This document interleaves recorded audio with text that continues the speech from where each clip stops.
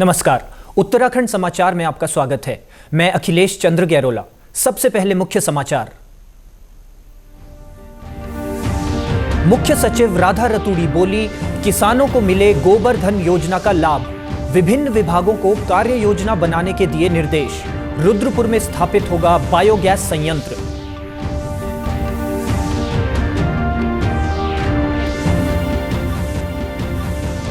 कृषि मंत्री गणेश जोशी बोले, प्रदेश में किसानों की आय बढ़ी। नई तकनीक से किसानों को मिला लाभ। राष्ट्रीय किसान दिवस पर किसानों को दी शुभकामनाएं।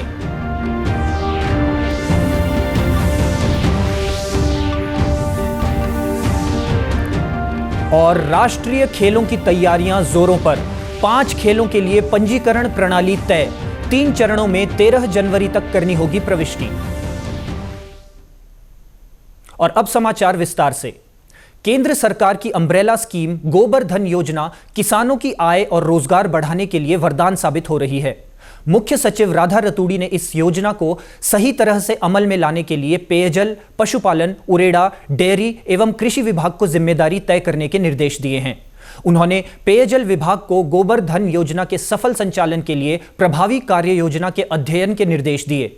उन्होंने डेयरी विकास विभाग के तहत प्रस्तावित बायोगैस योजनाओं के समयबद्ध एवं गुणवत्तापूर्ण क्रियान्वयन के निर्देश दिए हैं। मुख्य सचिव ने बायोगैस संयंत्रों के लिए गोबर, अन्न आदि स्थानीय किसानों से खरीदने के निर्देश दिए। डेयरी विकास के तहत गढ़वाल दुग्ध संघ श्रीनगर में 400 किलो बायोगैस प्रतिदिन उत्पादन क्षमता का बायोगैस संयंत्र संयुक्त उद्यम मॉडल पर स्थापित किया जा रहा है। उन्होंने बताया कि आंचल पशु आहार निर्माणशाला रुद्रपुर के तहत 1000 किलो बायो सीएनजी प्रतिदिन उत्पादन क्षमता का बायोगैस संयंत्र स्थापित किया जा रहा है। देश के विकास में किसानों के योगदान को मान्यता देने के लिए आज देश भर में किसान दिवस मनाया जा रहा है। आज पूर्व प्रधानमंत्री चौधरी चरण सिंह की जयंती है। यह दिवस राष्ट्रीय किसान दिवस के रूप में मनाया जाता है। वहीं इस अवसर पर प्रदेश के कृषि मंत्री गणेश जोशी ने राज्य के सभी किसानों को बधाई, शुभकामनाएं दी। उन्होंने कहा कि प्रधानमंत्री नरेंद्र मोदी के नेतृत्व में किसानों के कल्याण के लिए कई योजनाएं शुरू की गई हैं। आज 10 करोड़ से अधिक किसानों के खाते में किसान सम्मान निधि आई है। उन्होंने कहा कि उत्तराखंड में खेती का क्षेत्रफल घटा है, लेकिन उत्पादन बढ़ा है। यह इस बात का प्रतीक है कि किसान नई तकनीकों का प्रयोग कर आगे बढ़ रहे हैं। राज्य सरकार किसानों को आगे बढ़ाने को लेकर तमाम योजनाओं पर कार्य कर रही है। देखिए, सबसे पहले तो मैं राष्ट्रीय किसान दिवस पर प्रदेश के सभी किसानों को शुभकामनाएं देता हूं, बधाई देता हूं। और वहीं देश के प्रधानमंत्री नरेंद्र मोदी जी का विशेष आभार व्यक्त करता हूं। आज किसानों के कल्याण के लिए जितनी योजनाएं चली हैं, उसकी शुरुआत देश के प्रधानमंत्री नरेंद्र मोदी जी ने की है।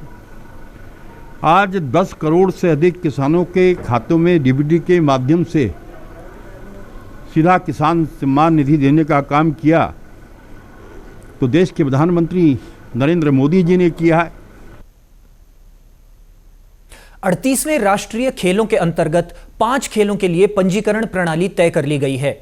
गेम्स टेक्निकल कंडक्ट कमेटी ने तय किया है कि राज्य खेल संघों को 3 चरणों में 3 से 13 जनवरी तक प्रविष्टि करनी होगी।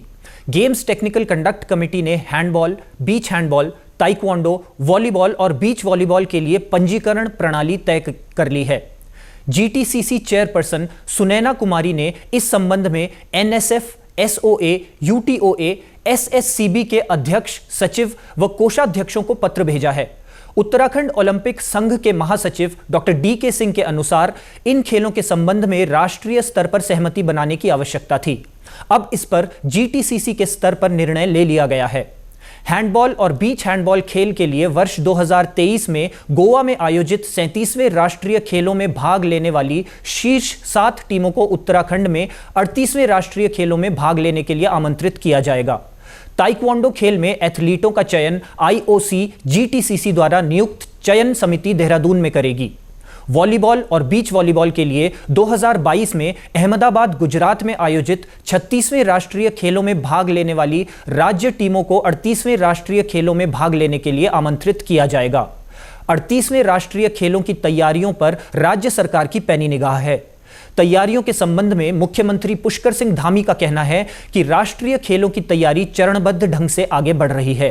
राज्य सरकार पहली बार उत्तराखंड में आयोजित हो रहे राष्ट्रीय खेलों के लिए भव्य आयोजन के लिए प्रतिबद्ध है। चंपावत जिले में सुशासन सप्ताह के तहत आदर्श चंपावत पर जिला स्तरीय कार्यशाला आयोजित की गई। जिला कलेक्ट्रेट सभागार में जिला अधिकारी नवनीत पांडे की अध्यक्षता में फ्रेंड्स चंपावत समन्वय के सदस्यों व जिला स्तरीय अधिकारियों के साथ आम जनता की समस्याओं, रोजगार सृजन सहित विभिन्न विषयों पर चर्चा की गई। जिले के मुख्य विकास अधिकारी संजय कुमार सिंह ने बताया कि 19 दिसंबर से 24 दिसंबर तक आयोजित सुशासन सप्ताह के तहत विभिन्न गतिविधियां की गईं। 5 तहसीलों में 3 बहुउद्देशीय शिविर और 1 पूर्व सैनिक शिविर का आयोजन किया गया।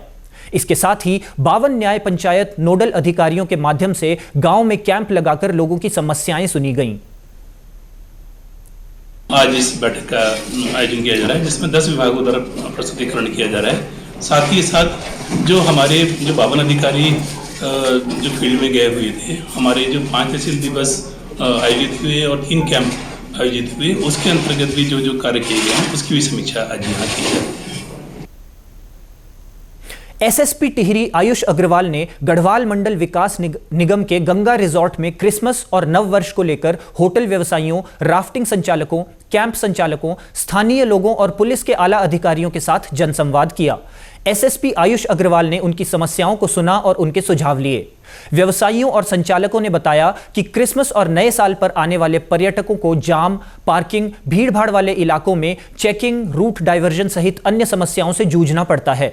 वहीं स्थानीय लोगों ने क्रिसमस और न्यू ईयर पर देर रात तक होटलों और कैंपों में ध्वनि प्रदूषण को लेकर एसएसपी के समक्ष नाराजगी व्यक्त की, जिस पर एसएसपी टिहरी आयुष अग्रवाल ने सभी समस्याओं का त्वरित निस्तारण करने का आश्वासन दिया। इसका जो मुख्य एजेंडा था वो आगामी क्रिसमस और न्यू ईयर का जो त्योहार है हमारा, और इसमें बड़ी संख्या में टूरिस्ट का आवागमन होता है, तो कैसे व्यवस्था बेहतर बनाई जाए, क्या ट्रैफिक प्लान रहेगा, नशे से कैसे दूर रहा जाए, उन सभी बिंदुओं पर आज चर्चा की गई। इसमें लोगों की तरफ से काफी सुझाव भी दिए गए हैं और पुलिस प्रशासन के द्वारा भी जो अपेक्षाएं थी वो लोगों को बताई गई हैं और निश्चित रूप से इनका सभी का पालन किया जाएगा और आगामी जो हमारा त्योहार है इसमें ट्रैफिक का फ्लो स्मूथ रहे, किसी प्रकार की कोई दुर्घटना ना हो, इस चीज पर हमारा फोकस रहेगा। प्रदेश में पुलिस ड्रग्स फ्री देवभूमि मिशन के तहत काम कर रही है।